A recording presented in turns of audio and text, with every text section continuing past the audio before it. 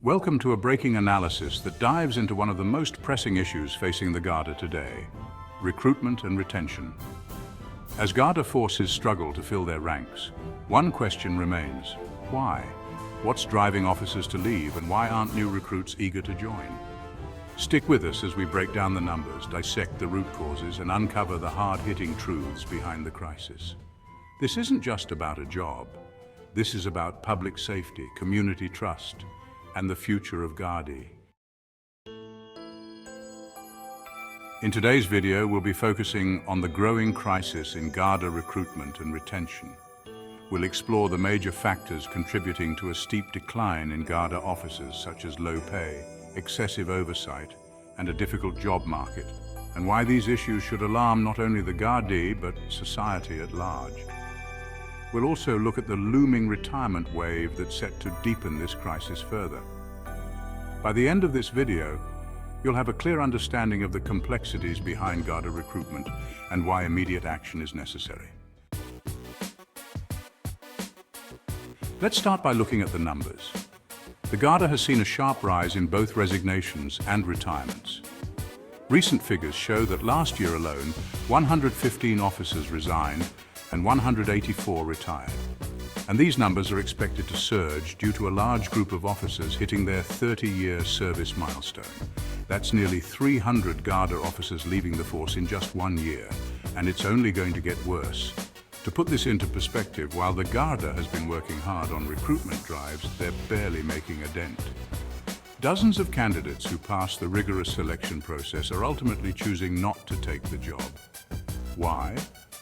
Because they're looking at the bigger picture. Low pay, high stress, and a lack of long-term benefits are deterring them from accepting what should be a noble and rewarding career.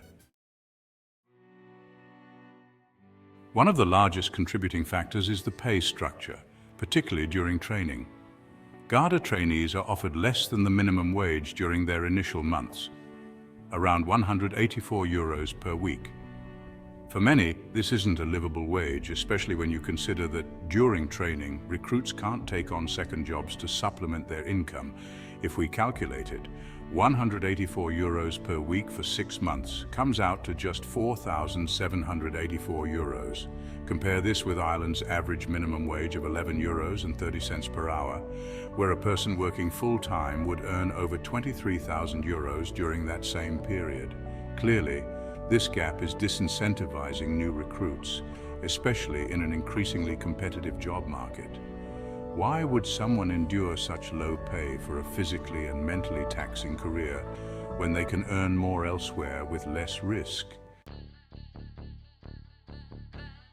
Overzealous oversight and stress. Now let's talk about another major deterrent: oversight.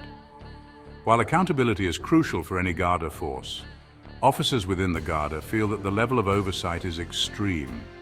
Officers face the possibility of lengthy suspensions, prosecutions, or even dismissals for actions taken in the line of duty. These consequences, combined with an already high workload and reduced staffing, make the job feel more like a liability than an opportunity. Imagine this: you're working overtime, understaffed, handling volatile situations daily, and still you have the constant fear of being suspended for years due to an ongoing investigation. For new recruits, this lack of support from top management is a significant deterrent. Why would anyone want to step into a job that offers more punishment than protection? The retirement wave crisis. A ticking time bomb is set to explode next April, when a significant portion of officers will be eligible for retirement after completing 30 years of service. This is a direct result of the large recruitment drive in the 1990s, meaning we could see a wave of retirements within the next year. If over 200 officers retired last year, what happens when hundreds more choose to leave next April? The force is already struggling to maintain its ranks, and this looming retirement wave could result in a massive workforce deficit, which will further strain the remaining officers. Let's do a quick calculation. If another 300 officers retire by next year, the Garda would be losing almost 600 officers in just 2 years. With recruitment rates stalling, that leaves a gaping hole in law enforcement capacity, risking public safety. Is there a solution? What's the solution? The Garda needs to address the underlying issues and fast. Increasing the pay during training is a start. Moving trainees closer to the minimum wage would make the career path more viable. Offering special allowances, such as a Dublin allowance to help with the high cost of living, could also make recruitment more attractive. The Defence Forces and Dublin Bus have already rolled out recruitment campaigns highlighting the positive aspects of their jobs. The Garda should follow suit by not only showcasing the rewarding nature of the work, but also ensuring that officers feel supported, safe and valued. Pension reform is also critical. Right now, officers who joined after 2013 are facing a pension that doesn't even meet the state pension minimum, making it less financially secure for long-term service. If officers can't look forward to a stable retirement, why would they stay? The bigger picture, retention versus recruitment. It's crucial to note that recruitment and retention are not the same. The reasons why someone in their 50s chooses to leave early are different from why a 20-year-old might not apply. Officers already in the force are facing challenges like rising living costs, lack of promotions, and being transferred to high-cost areas like Dublin without adequate support. These issues not only push officers to leave, but also deter new recruits from joining. Consider this example. A married couple, both serving as Garda officers or in similar public service jobs, find that they can't even afford to buy a home in Dublin due to the soaring cost of living. If experienced officers can't afford basic living conditions, what incentive does a young recruit have to take on this career? Conclusion. To sum up, the recruitment and retention crisis in the Garda is multifaceted, involving pay, pensions, excessive oversight, and a tough job market. While the government and Garda management have acknowledged the problem, the wheels of progress are turning far too slowly. Urgent reform is needed, or the situation will only get worse as more officers leave and fewer recruits step forward.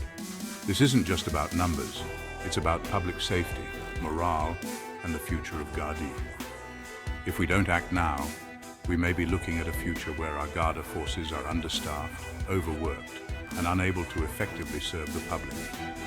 Let's push for the changes that will make Gardaí a viable and respected career once again. If you found this analysis insightful, make sure to like, share, and subscribe for more deep dives into critical issues affecting our world today. Thanks for watching.